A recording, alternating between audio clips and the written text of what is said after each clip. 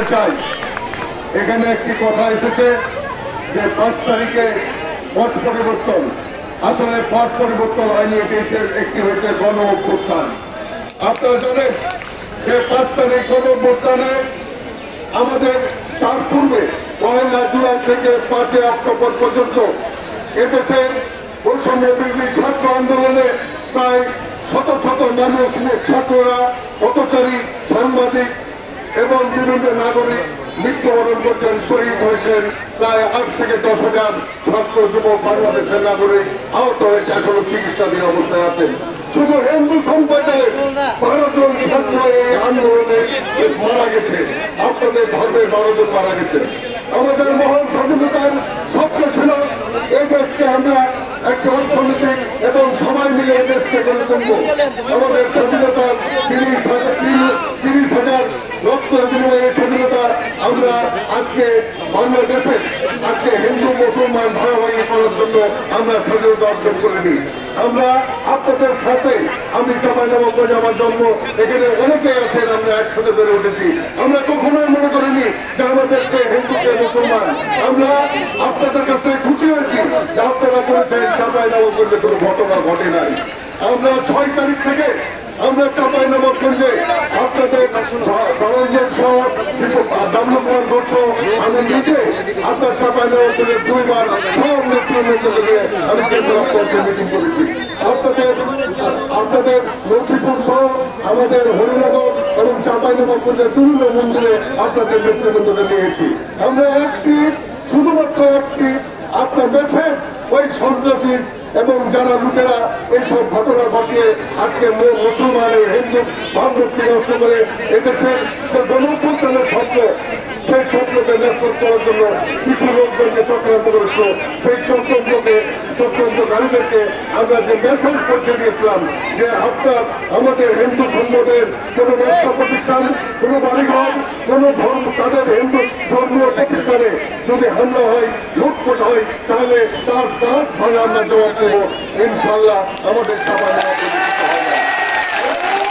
আমি আপনাদেরকে বলতে চাই যে বাংলাদেশে যে গণঅভ্যুত্থান হয়েছে, এই গণঅভ্যুত্থানের কারণে আজকে বাংলাদেশে একটু অসুবিধার সৃষ্টি হয়েছে। আপনারা জানেন বাংলাদেশে একটি রাষ্ট্রীয় সরকার বাংলাদেশকে ফেলে বিদেশে পালিয়ে গেছে এবং বাংলাদেশের সমস্ত বিচার বিভাগকে ধ্বংস করে দেওয়া হয়েছিল, বাংলাদেশের সমস্ত প্রশাসনকে ধ্বংস করে দেওয়া হয়েছিল, বাংলাদেশের পুলিশ বিভাগকে ধ্বংস করে দেওয়া হয়েছিল, বাংলাদেশের বিভিন্ন প্রতিষ্ঠান এবং অর্থনীতিকে ধ্বংস করা হয়েছিল।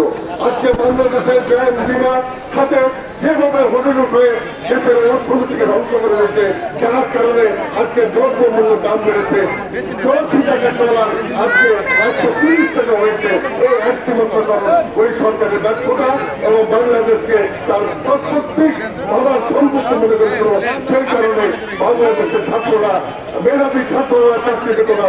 সেই কারণে আপনার কোটাবিরোধী আন্দোলনের মাধ্যমে এই সরকারের গণঅভ্যুত্থানের মাধ্যমে আওয়ামী লীগ সরকারের পতন হয়েছে।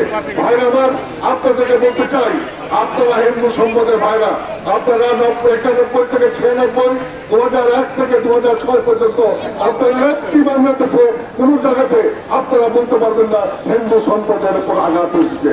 যখনই আওয়ামী লীগ ক্ষমতা থাকে তখন আওয়ামী লীগের আমলে বেশি লুটপাটের হিন্দু সম্প্রদায়রা কি অবস্থায় থাকে, এটার মূল্যায়নের ভার আপনাদেরকে ছেড়ে দিলাম। আমি আজকে পরিষ্কার করতে চাই, আজকে এখানে বিএনপি এবং জামাত ইসলাম সহ বিভিন্ন দলের নেতৃবৃন্দ আছে।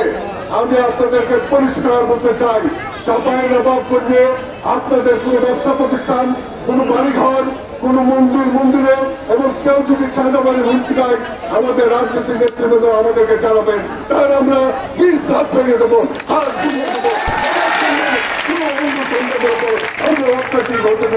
তাদের নিরাপত্তার দায়িত্ব হচ্ছে নবাবগঞ্জের সমস্ত রাজনৈতিক দল এবং আমাদের। আপনাদেরকে ভালো রাখার জন্য যা যা করা আমরা করবো।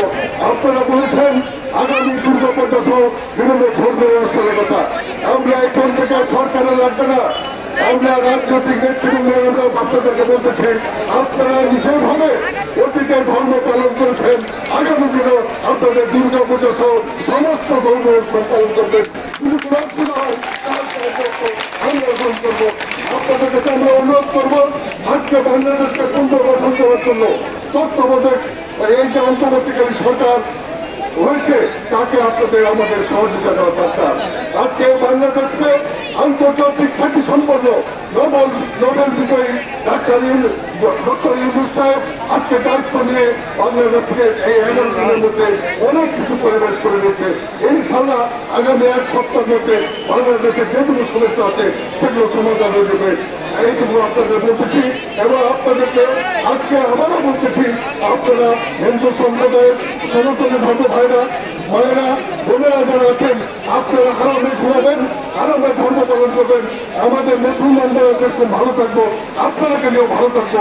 আপনারা ভালো না থাকলে আমরা কেউ ভালো থাকতে পারবো না।